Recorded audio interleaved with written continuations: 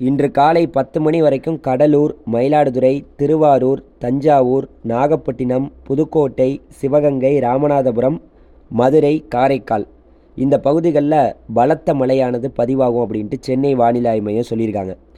அதே போல் தேனி, விருதுநகர், தென்காசி, தூத்துக்குடி, திருநெல்வேலி, கன்னியாகுமரி இது போன்ற தென் மாவட்டங்கள்லேயும் மழையானது தொடரும் அப்படின்ட்டு சொல்லியிருக்காங்க.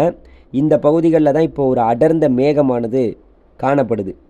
அதனால் பார்த்திங்கன்னா இன்று முழுவதுமே இந்த மழை தொடரும். குறிப்பாக 10 மணி வரைக்கும் இங்கே மழையானது தொடரும் அப்படின்னு சொல்லியிருக்காங்க. நேற்றே டெல்டா மாவட்டங்களில் பல பகுதிகளில் நல்ல மழையானது பதிவாகியிருந்தது.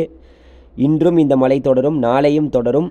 இது போன்ற வானிலை செய்திகளை நீங்கள் உடனுக்குடன் தெரிஞ்சுக்கலாம். இந்த மாத இறுதியில், நவம்பர் இறுதியில் ஒரு தீவிரமான ஒரு புயல் வேறு வரப்போகுது.